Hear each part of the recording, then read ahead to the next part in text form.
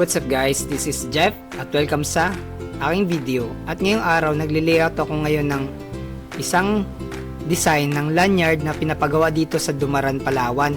At ang nagpapagawa ay yung taga Palawan State University, Dumaran Campus. So ang sabi ng client is gusto daw nila 2 colorways.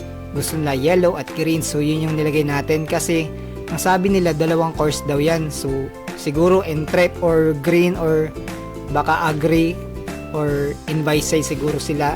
At ngayon naisipan ko dyan, ilagay ko dyan sa yellow yung pangalan ng Palawan State University, tapos yung campus, tapos sa gitna lalagyan ko ng logo ng PSU. By the way, yung PSU yun yung alma mater ko din. So graduate din ako ng PSU, Palawan State University San Vicente Campus. At yan, so nilagay-lagay na natin. So inalign natin, tanda na align kasi medyo matrabaho din kasi yan. So naisipan kong i-adjust siya, basta yan para yung logo mapunta sa yellow, kailangan mong talagang i-clipping mask yan. So pwede yan sa alt at pwede rin alt control G din. So yan, nilagay ko sa background. Ang ginawa ko dyan, yung kumuha ako ng picture ng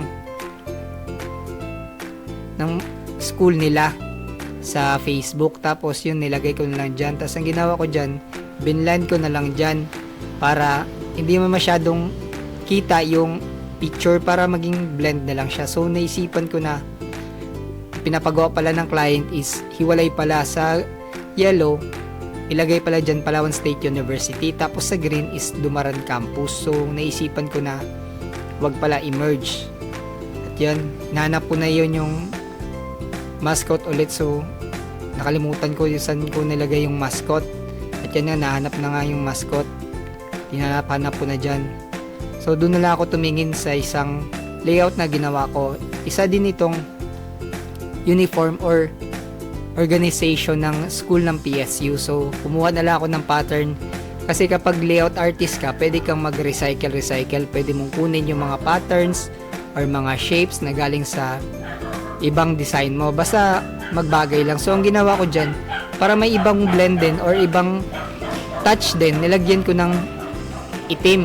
Tapos yung itim din parang sa mga pedestrian para merong variation lang, para hindi lang plain na green at yellow. So nilagay ko dyan ng itim. So mamaya ipapartner ko din yan, maglalagay din ako nyan ng ganyang pattern din sa green. Then yan na naisip ko nga, una ilagay ko kaya yung silhouette ng PSU or gawin ko kayang green. Pero kalaunan kasi naisip ko parang madumi siya tingnan. So paglagay ko nga dyan, parang hindi man masyadong, parang hindi okay masyado yung itim na silhouette ng PSU na logo. So inisip ko wag na lang siguro. So yung ano na lang siguro, yung bearcats na lang siguro yan. Yung bearcats na lang, yung silhouette niya na lang. So ang ginawa ko dyan is nilow opacity ko siya. So binabaan ko lang opacity niya para parang silhouette lang siya, para clear lang siya, para may dagdag design lang siya sa background ng green. So yan nga, nilagay ko na dyan yung itim. Tapos yun na, kinapi ko na, tas ilalagay ko dyan Dumaran Campus. So magsa-struggle pa ako dyan kung paano ko gagawin yan. So kung paano baliktarin, pero goods din, okay din. So hindi ko na masyadong mapantay kasi maiksi yung Dumaran Campus, tapos yung Palawan State University mahaba. So ang ginawa ko na lang dyan, pinantay ko na lang yung P sa S ng Dumaran Campus. At yan na, naisip ko dyan, what if i-silhouette ko lang yung sa gitang logo ng PSU, pero isip ko parang pangit. So naisip ko na lang, itanggal na lang sa gitna. Tapos ang ilagay ko dyan, dun sa may bandang carabinder na lang, yung sa may dilaw dyan na space sa baba. So, yun na, nilagay ko na dyan. So in-adjust ko na yung Dumaran Campus na text hanggang sa magpantay siya. So naisipan ko naman dyan, yung nakita ko, okay, medyo okay na rin to. Ang gagawin ko dyan is lagyan ko na ng logo ng PSU ng Palawan State University. So hindi pala siya PSU pala, nakalimutan ko, palso pala siya. At yan, hinanap ko yung logo ng palso. So, dati kasi, nung nag-aaral ako sa PSU ang tawag niya. Pero ngayon kasi, palso na siya kasi merong Pangasinan State University. So, siguro nauna sila ng maging PSU. Kaya, nag-adjust na lang yung palso. At yan nilagay natin. Tapos, yung sa Carabinder banda, nilagyan natin ng silhouette ng school din nila. At yan, tumawa-tawa pa ako dyan. Hindi ko alam anong pinagtatawa ko na dyan. So, in-adjust ko na yung silhouette.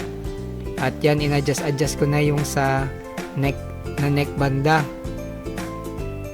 At yan, at hanap pa ako ng PSU. So, may nakita kasi ako sa layout nila na gusto nila ng silhouette ng logo ng PSU. At yun lang sa ating video.